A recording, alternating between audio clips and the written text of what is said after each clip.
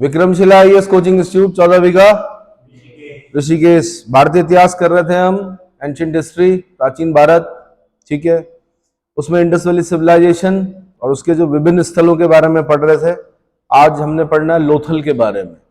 इसके बारे में लोथल, तो सबसे पहले यही पढ़ना कि कहां पर है, तो लोथल गुजरात में है, अहमदाबाद के सरागवाला नामक गांव में है। कहां पर है? भोगवा नदी के किनारे है। किस नदी के किनारे है? भोगवा नदी के किनारे है। और इसकी खोज जो की थी वो डॉक्टर एस आर राव ने की थी 1955 से 63 के बीच में।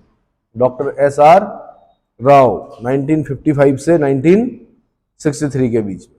ठीक है, ज्यादा जो क्वेश्चन पूछा गया वो यही है कि लोथल किस नदी के तट पर है, तो भोगवा नदी के तट पर है। खोज किसने की? एस आर राव ने की, डॉक्टर। एक और पूछता है गोदीबाड़ा डॉकयार्ड कहां से मिला है? लोथल से मिला है।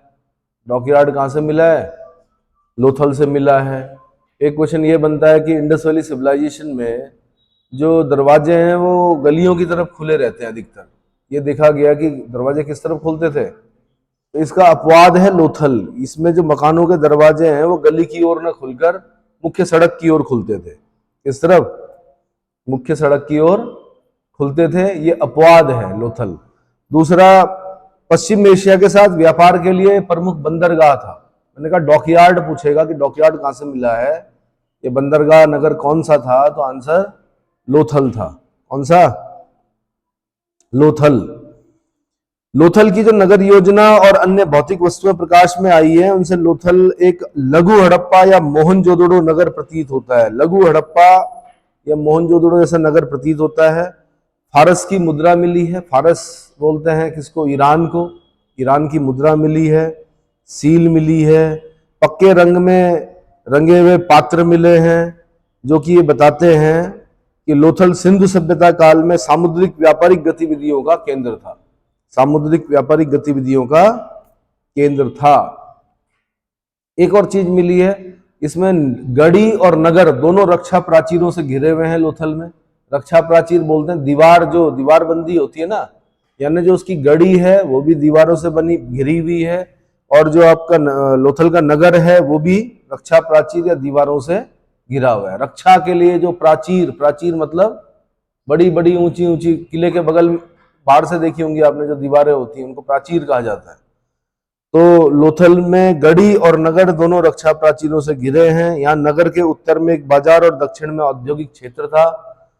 यहाँ के बाजार में शंख का कार्य करने वाले दस्तकारों, शंख का कार्य करने वाले दस्तकारों पे खास ध्यान देना है, और ताम्र कर्मियों के कारखाने थे। पूरी बस्ती एक ही दीवार से घिरी थी। पूरी बस्ती एक ही दीवार से घिरी थी। लोथल की सबसे प्रमुख उपलब्धि जहाजों की गोदी यानी डॉकयार्ड। यानी डॉकयार्ड कहां से मिला है? आंसर लोथल से मिला है। यह लोथल के पूर्वी खंड में पक्की ईंटों का एक तालाब जैसा घेरा था। चालाक लोमड़ी का अंकन भी प्राप्त हुआ है। आपने कहानी सुनी होगी चालाक लोमड़ी वाली, उसका भी किसी पात्र पर, जो मिट्टी का पात्र है उस पर चालाक लोमड़ी की कथा वाला चित्रित पात्र मिला है। पात्र मतलब बर्तन मिला है। ठीक है, यहां से जो और अवशेष मिले हैं वो मिला है बंदरगाह मिला है, धान मिला है। क्या मिला है? चावल के अवशेष मिले हैं। कहां से? लोथल से। बाजरे के साक्ष्य मिले हैं। किसके? बाजरे के साक्ष्य मिले हैं। फारस की मोहर मिली है। फारस यानी ईरान की मोहर मिली है। घोड़े की लघु मृण मूर्ति मिली है। छोटी मिट्टी की मूर्ति मिली है घोड़े की। मैंने आपको बताया था कि घोड़े से परिचित नहीं थे इंडस वैली सिविलाइजेशन के लोग। किससे? घोड़े से परिचित नहीं थे। आगे बढ़ेंगे हम। आर्यों का प्रिय पशु घोड़ा था। आर्य लेके आए थे घोड़े। घोड़े वैसे भी कहाँ के होते हैं? मध्य एशिया का जानवर है घोड़ा। घोड़ा कहाँ का है? मध्य एशिया का जानवर है। वो स्वच्छंद होकर अपने विचरण करता है। उसको पकड़कर बाड़े में रखा जाता है, ट्रेन किया जाता है, तब उसको बेचा जाता है। ठीक है, अच्छी नस्ल के घोड़े कभी भी भारत में नहीं हुए। बाहर से ही क्या, कभी अरबों द्वारा, कभी अन्य लोगों के द्वारा क्या किए गए? आयात किए गए। यहाँ पर समझ में आ गया? कभी पुर्तगाली लाए घोड़े, कभी उससे पहले अरब लेके आते थे घोड़े यहाँ पर, है ना। घोड़ों की जरूरत पड़ती थी पहले। तो घोड़े की लघु मृण मूर्ति, मैंने कहा घोड़े से परिचित नहीं थे इंडस वैली सिविलाइजेशन के लोग, फिर भी राणा गुनई से घोड़े के दांत मिले हैं। लोथल से घोड़े की लघु मृण मूर्ति मिली है। ठीक है, साथ में यहाँ पे 3 युगल समाधियां मिली हैं। क्या मिली हैं? युगल समाधान मिला है लोथल से। स्त्री और पुरुष को दोनों को एक साथ दफनाया गया है। क्या किया गया है? स्त्री और पुरुष को एक साथ दफनाया गया है। अग्निवेदियों के साक्ष्य मिले हैं। अग्निवेदियों के साक्ष्य वैसे कालीबंगा में पढ़ेंगे आप। क्या मिलेंगे? कालीबंगा का ज्यादा याद करना है आपने कि 7 अग्निवेदियां कहां से मिली हैं। कालीबंगा राजस्थान से मिली है। ठीक है। यहाँ की सर्वाधिक प्रसिद्ध उपलब्धि जो हड़प्पा कालीन बंदरगाह के अतिरिक्त मृद भांड उपकरण, मृद भांड मतलब मिट्टी के बर्तन, उपकरण, मोहरे, बाट एवं माप तथा पाषाण उपकरण है। कहां से? लोथल से। ठीक है। तो चालाक लोमड़ी की कथा वाला चित्रित पात्र कहां से मिला है? लोथल से मिला है। एक बार जरा देखना, प्यासे कौवे की कथा वाला चित्रित पात्र कहां से मिला है? कालीबंगा से मिला है। ठीक है। थोड़ा ध्यान रखना आपने, ये क्वेश्चन बने हैं भाई। अब पढ़ते हम कालीबंगा। सैंधव सभ्यता की यानी सैंधव साम्राज्य की तीसरी राजधानी बोला जाता है। जैसे स्टुअर्ट पिगट ने कहा था कभी कि हड़प्पा और मोहनजोदड़ो एक विशाल साम्राज्य की क्या थी? जुड़वा राजधानियां थी। तीसरी राजधानी के रूप में हम किसे मानते हैं? कालीबंगा को मानते हैं। राजस्थान में है, श्री गंगानगर डिस्ट्रिक्ट में पड़ता है। अब तो हनुमानगढ़ जिला हो गया है। क्या हो गया है उसका? कालीबंगा हनुमानगढ़ जिले में चला गया है। प्राक हड़प्पा पुरास्थल की खोज, ये प्राक हड़प्पा और हड़प्पा दोनों ही है।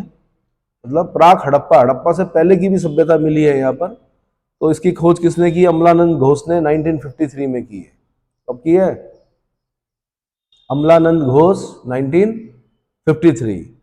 कालीबंगा में प्राक सैंधव संस्कृति की सबसे महत्वपूर्ण उपलब्धि जो है वो जुते हुए खेत के साक्ष्य मिले हैं। ऐसे ही क्वेश्चन पूछता है, जुते हुए खेत के साक्ष्य कहां से प्राप्त हुए हैं? आंसर कालीबंगा से, है ना। दरअसल वो 3-4 मिला के देगा आपको। जब क्वेश्चन बनाएगा तो एक ही जगह से नहीं पूछेगा। जैसे बोलेगा कांसे की नर्तकी कहां से मिली है? तो मोहनजोदड़ो से मिली है। कब्रिस्तान R37 कहां से मिला है? हड़प्पा से मिला है। जुते हुए खेत के साक्ष्य कहां से मिले हैं? कालीबंगा से मिले हैं। चालाक लोमड़ी की कथा वाला चित्रित पात्र कहां से मिला है? वो आपका लोथल से मिला है। या बोलेगा डॉकयार्ड कहां से मिला? तो लोथल से मिला है। समझ में आया?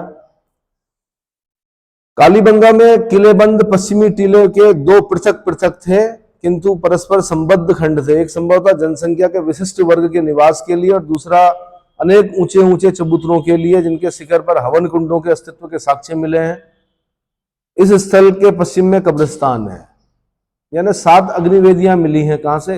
कालीबंगा से। ये खास ध्यान रखना है आपने। ठीक है। अग्नि ऊंचे ऊंचे चबूतरे हैं, उनके ऊपर हवन कुंड जैसे कुछ मिले हैं।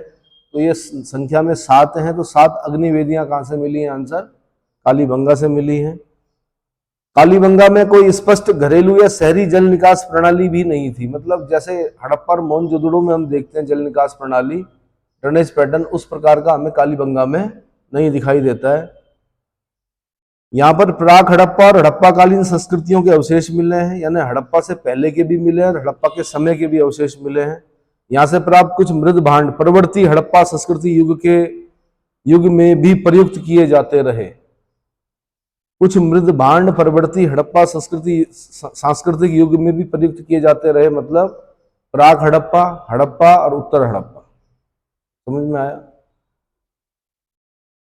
यहां किए गए उत्खननों से हड़प्पाकालीन सांस्कृतिक युग के 5 स्तरों का पता चला है। 5 स्तर मिले हैं। 5 स्तरों को विशेष ध्यान रखना आपने। उत्तर प्रदेश का क्वेश्चन है कि 5 स्तर कहां से मिले हैं। ठीक है। सेल खड़ी की मोहरें एवं मिट्टी की छोटी मोहरें, सील्स बोलते हैं जिनको, महत्वपूर्ण अभिलिखित वस्तुएं थी जिनके वर्ण हड़प्पाकालीन लिपि के समान थे। मोहरें अधिकतर किसकी बनी होती थी? सेल खड़ी की बनी होती थी। किसकी बनी होती थी? क्या स्टेक्लेटाइट, क्या बोलते हैं उसको? स्टेटाइट बोलते हैं सेल खड़ी को। देखना इंग्लिश में क्या बोलते हैं? स्टेटाइट। ठीक है। यहां से प्राप्त अवशेषों में बेलनाकार मोहरें मिली हैं। बेलनाकार मोहरें मिली हैं। हल के निशान मिले हैं, यानी जुते हुए खेत के साक्ष्य मिले हैं।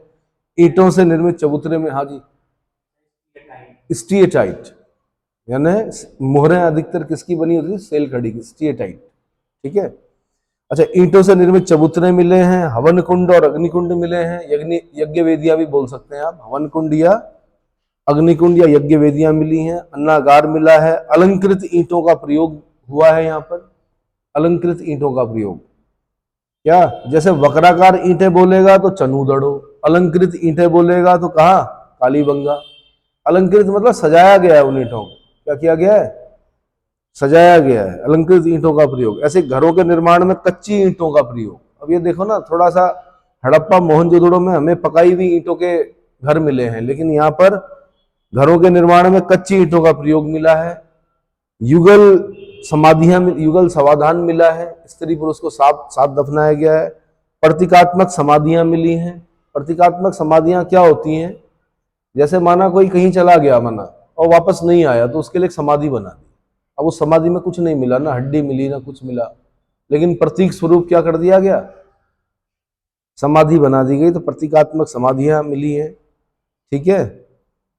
ऐसे ही कालीबंगा में शवों के अंत्येष्टि संस्कार हेतु 3 विधियां, एक तो पूर्ण समाधिकरण, पूरा पूरा समाधि बना दी।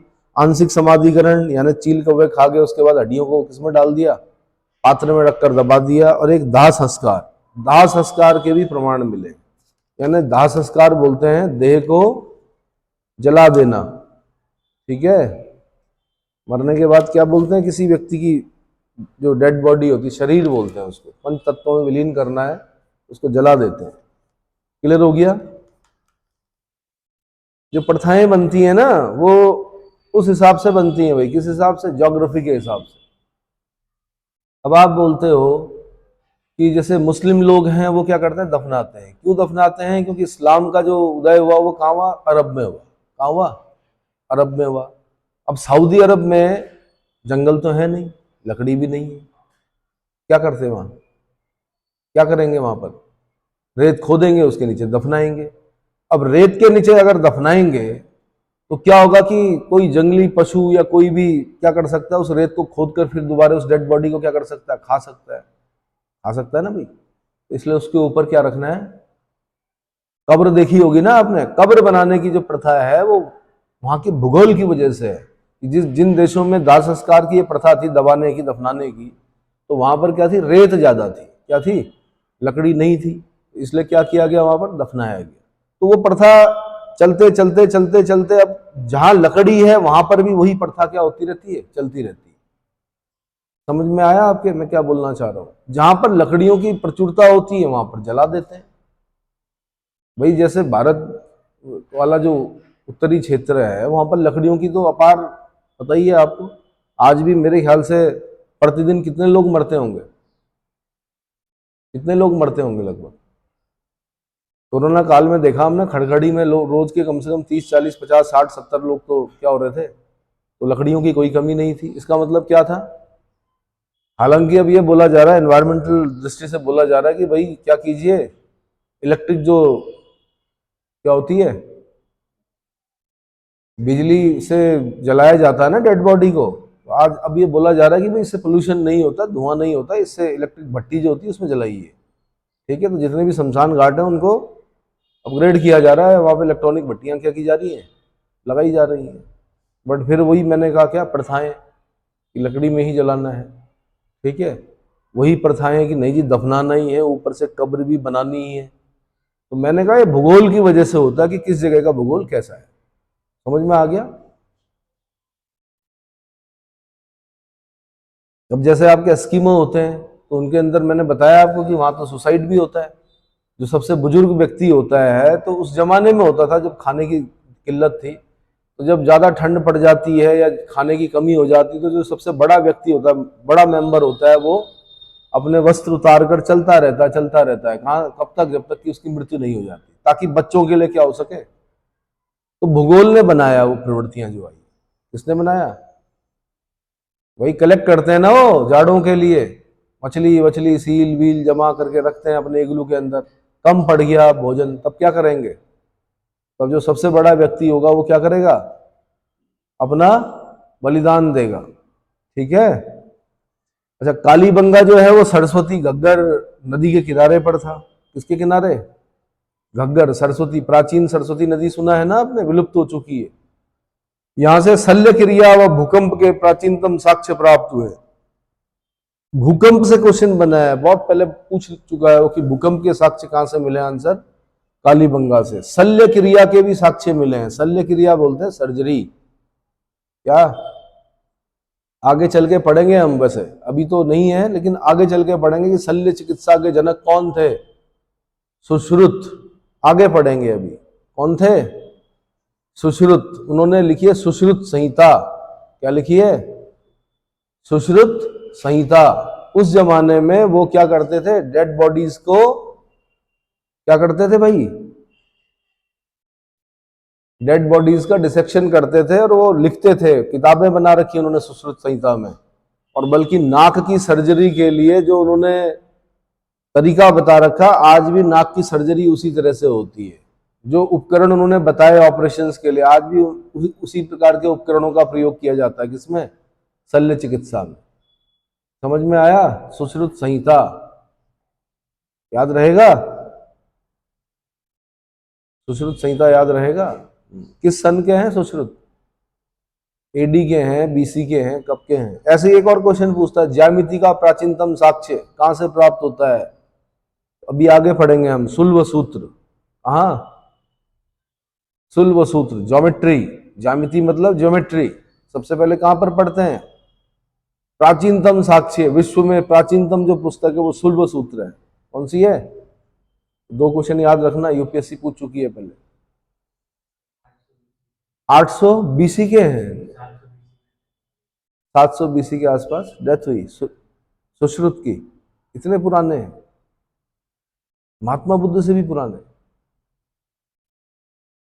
चेक कीजिए भाई ढंग से। बीसी है ना, बिफोर क्राइस्ट ही लिखा हुआ ना। हाँ जी, हाँ जी, वाराणसी के घाट में बिल्कुल डेड बॉडीज पर उन्हें बहुत बुरा माना जाता था। लोगों ने उनको बहिष्कार कर दिया था, बताया जाता है। यार डेड बॉडी को काटेगा कोई, लेके जाएगा, काटेगा, तो उसका बहिष्कार तो होगा ही होगा, नहीं? तो लेकिन वो अध्ययन कर रहे थे, किताब लिख रहे थे वो, सुश्रुत संहिता। चलो जी, बनवाली, बनावली या बनवाली, हरियाणा के हिसार जिले में है। अगला जो स्थल है वो कौन सी जगह है? बनावली या बनवाली, हरियाणा के हिसार जिले में है। इसका जो खोज की, उत्खनन किया वो रविंद्र सिंह बिष्ट जी ने किया। इसने 1973 में किया, रविंद्र सिंह बिष्ट जी ने किया। ये कालीबंगा की तरह दो सांस्कृतिक अवस्थाओं, यानी प्राक हड़प्पा, प्राक हड़प्पा बोलते हैं हड़प्पा से पहले, और हड़प्पा कालीन के दर्शन होते हैं यहाँ से। दो, यानी हड़प्पा से पहले की भी संस्कृति मिली है यहाँ से, हड़प्पा के समय की भी संस्कृति मिली है। कहां से? बनवाली या बनावली। ठीक है। बनवाली में जल निकास प्रणाली, जो सिंधु सभ्यता की सबसे महत्वपूर्ण विशेषता थी, का अभाव है। अब ड्रेनेज जो था, जो गजब का ड्रेनेज, इंडस वैली सिविलाइजेशन जिसके लिए जानी जाती है, उसका अभाव कहां पर दिखता है? बनवाली में दिखता है। बनावली में जल निकास प्रणाली का अभाव है। बनावली से प्राप्त भौतिक अवशेष काफी समृद्ध हैं। यहां से सिंधुकालीन मिट्टी के उत्कृष्ट बर्तन, सेल खड़ी की अनेक मोहरें, किसकी? सेल खड़ी की अनेक मोहरें, और सिंधु सभ्यता कालीन विशिष्ट लिपि से युक्त मिट्टी की पकाई हुई कुछ मोहरें मिली हैं। क्या मिली हैं?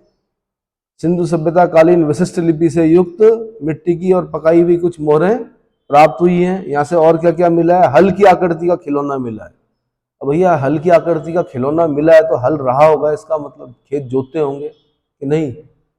हाँ, ऐसे तिल सरसों का ढेर मिला है, तिल और सरसों का ढेर। अच्छे किस्म की जौ मिली है। क्या मिली है?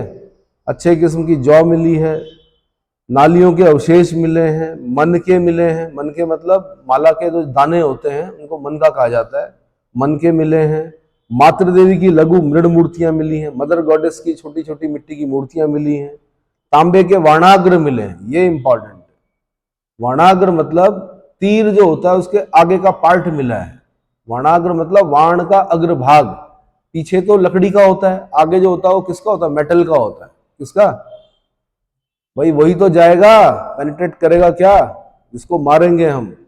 पीछे जो होता है वो लकड़ी का होता है, क्या, जो जिसको धनुष पर लगाते हैं। तो तीर का अग्रभाग यानी वाणाग्र, वाण का अग्रभाग मिला है, वो भी तांबे का बना हुआ। किसका? तांबे का वाणाग्र मिला है। मनुष्यों एवं पशुओं की मूर्तियां मिली हैं। चर्ट के फलक मिले हैं। इसके सेल खड़ी और पकाई हुई मिट्टी की मोहरें प्राप्त हुई हैं। इतना कुछ मिला है कहाँ से, बनावली से। और बहुत सारी चीजें हैं, बट मैंने कहा अभी फिलहाल पहले इतना ही पढ़ो। फिर सुरकोटदा एक जगह पड़ती है, गुजरात के कच्छ जिले में स्थित है। अगला जो स्थल है वो क्या है, सुरकोटदा, गुजरात के कच्छ जिले में स्थित है। इस स्थल की खोज सर्वप्रथम किसने की, जेपी जोशी ने की, जगतपति जोशी ने की। कब की, 1964 में की, जगतपति जोशी 1964। सुरकोटदा एक महत्वपूर्ण प्राचीर युद्ध सिंधुकालीन महत्वपूर्ण बस्ती है। सिंधुकालीन महत्वपूर्ण बस्ती है। इस स्थल से अंतिम स्तर पर घोड़े की हड्डियां मिली हैं सुरकोटदा से। मैंने कहा राणा गुनई से घोड़े के दांत मिले, सुरकोटदा से घोड़े की हड्डियां मिली। घोड़े से परिचित नहीं थे इंडस वैली सिविलाइजेशन वाले, लेकिन फिर भी घोड़े की अस्थियां मिली, जो किसी भी अन्य हड़प्पाकालीन स्थल से प्राप्त नहीं हुई है। घोड़े की मृण मूर्ति कहां से मिली है, लोथल से। घोड़े की मिट्टी की मूर्ति क्या बताई थी मैंने, हाँ जी, लोथल से बताई। हाँ, घोड़े की लघु मृण मूर्ति कहां से मिली, लोथल से। घोड़े की हड्डी कहां से मिली, सुरकोटदा से। घोड़े के दांत कहां से मिले, राणा गुंडई से मिले। ये 3 जगह से, घोड़े के क्या और जगह भी होंगे, बट मैंने कहा 3 इंपॉर्टेंट जो क्वेश्चन बने हुए हैं वो यहां से बने हुए हैं। ठीक है, तो घोड़े की अस्थि और विशेष प्रकार की कब्रगाह भी मिली है यहां पर, विशेष प्रकार की कब्रगाह।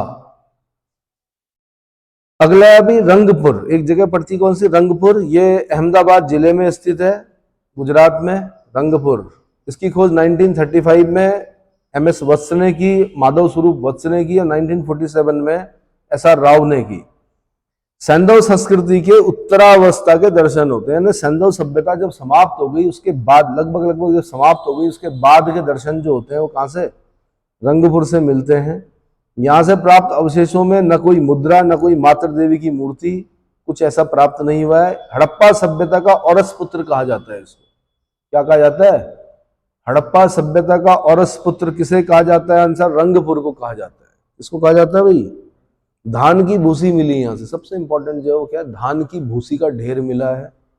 कच्ची ईंटों के दुर्ग मिले हैं, कच्ची ईंटों के दुर्ग मिले हैं। नालियां मिली हैं, मृद भांड मिले हैं, मिट्टी के बर्तन मिले हैं, पत्थर के फलक मिले हैं। ठीक है, अगला स्थल जो है वो कोटदीजी है। क्या है, कोटदीजी।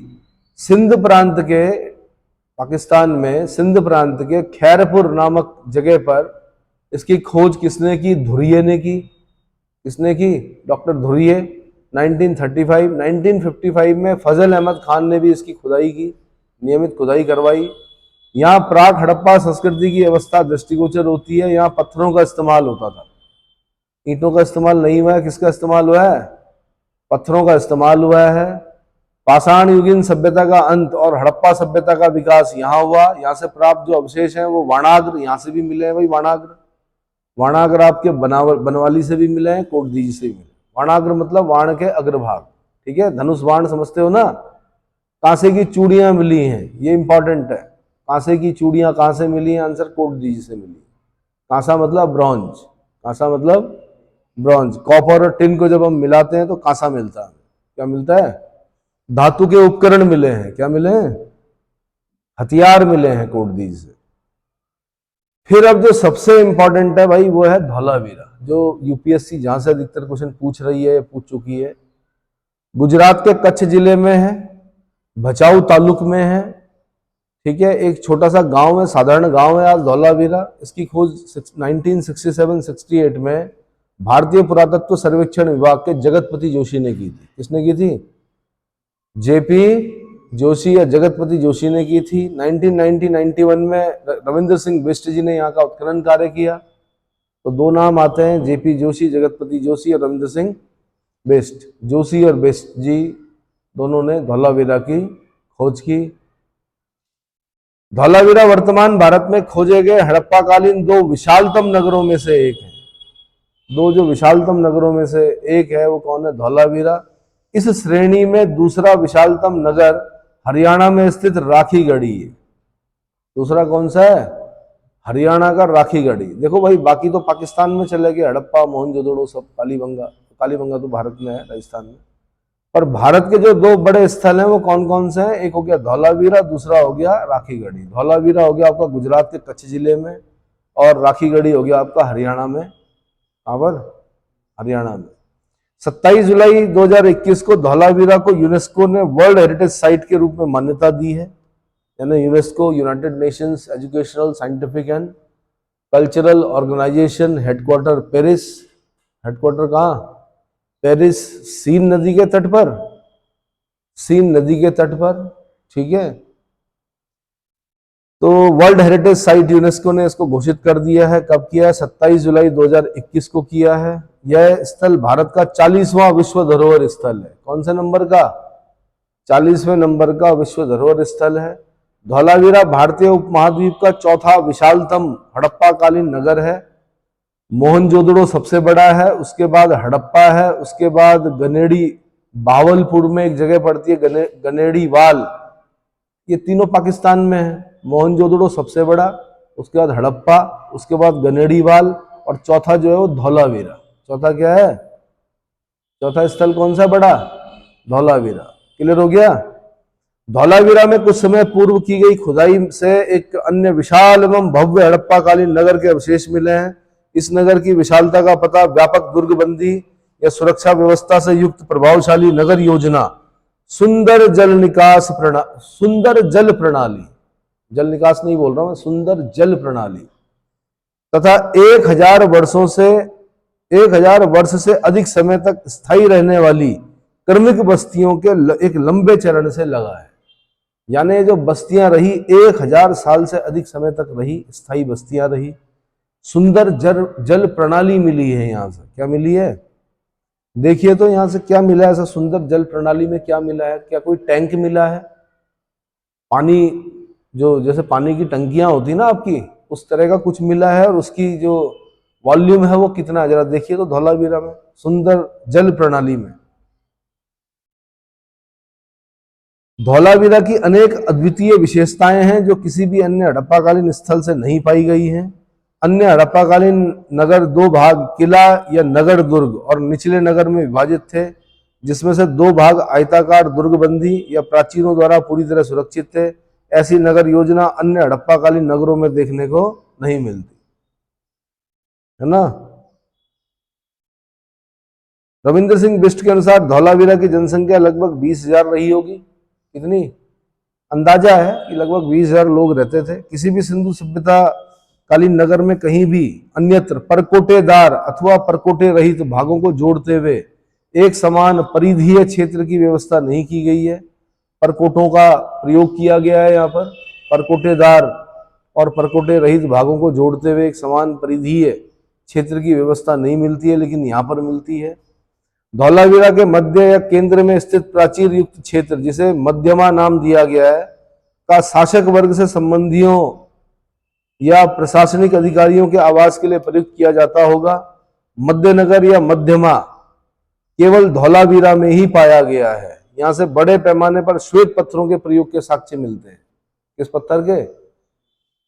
यहां से एक सबसे बड़ा साइन बोर्ड भी प्राप्त हुआ है, जिस पर 17 सैंधव लिपि अक्षर प्राप्त हुए। साइन बोर्ड मतलब जो दुकान के बाहर नहीं लगाते, आप बोर्ड लगाते हैं या इंस्टीट्यूट के बाहर लगाते हैं, उस तरह का मिला। फ्लैक्स नहीं मिला है, उस जमाने में जो चीज प्रयोग की गई होगी उस तरह का साइन बोर्ड मिला है। उसमें 17 अक्षर लिखे हुए हैं, वो पढ़े नहीं जा सके, इसीलिए हम बोलते हैं कि हम आद्य इतिहास है। सैंधव सभ्यता क्या है? आद्य इतिहास में आता है।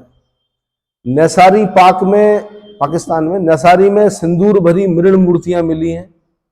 सिंदूर भरी मृण मूर्तियां, मिट्टी की मूर्ति है, उनके अंदर सिंदूर मिला है। कहां पर? नैसारी में। वैज्ञानिकों के एक समूह ने गुजरात के कच्छ जिले के धौलावीरा में 2 गोलाकार संरचनाओं को पहचाना है, जो संभवतः हड़प्पा सभ्यता की पहली खगोलीय पर्यवेक्षणशाला थी। क्या थी? ऑब्जर्वेटरी होती ना, ऑब्जर्वेटरी, अरे ऑब्जर्वेटरी होती हैं, वो थी। खगोलीय पर्यवेक्षणशालाएं कहां से मिली हैं? आंसर गुजरात के कच्छ जिले के धौलावीरा में 2 गोलाकार संरचनाओं की पहचान की है। तो एक मैंने आपको पूछा था कि सुंदर जल प्रणाली क्या है, यहां से यहां कुछ मिला है ऐसा? हाँ, रिजर्वायर मिला है। क्या वॉल्यूम है उसका? वॉल्यूम बताना है आपने। रिजर्वायर मतलब पानी इकट्ठा करने का एक रिजर्वायर मिला है, हौज जिसको बोलते हैं।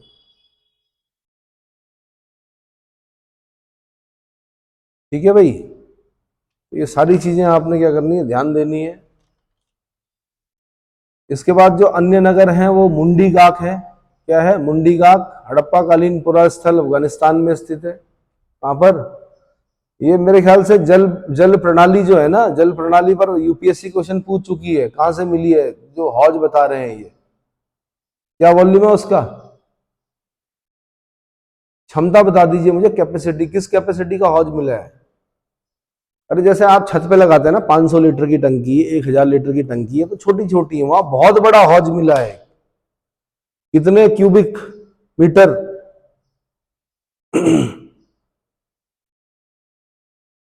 जल्दी ढूंढिए। मुंडी गाक जो है वो अफगानिस्तान में है। मांडा जो है वो पीर पंजाल पर्वतमालाओं की तराई में चिनाब नदी के तट पर है। मांडा, चिनाब, मैंने आपको बताया था जम्मू कश्मीर में मांडा है वो चिनाब नदी के किनारे है, पीर पंजाल पर्वतमाला की तराई में। मिला? पीर पंजाल, जब भारत में हम ऊपर जम्मू कश्मीर पढ़ रहे होते हैं तो लद्दाख, जास्कर, काराकोरम पढ़ते हैं। काराकोरम, लद्दाख, जास्कर, पीर पंजाल पढ़ते हैं ना। हाँ, तो काराकोरम, फिर लद्दाख, फिर जास्कर, फिर पीर पंजाल। तो पीर पंजाल की क्या है, तराई में चिनाब नदी के दाहिने तट पर स्थित है मांडा।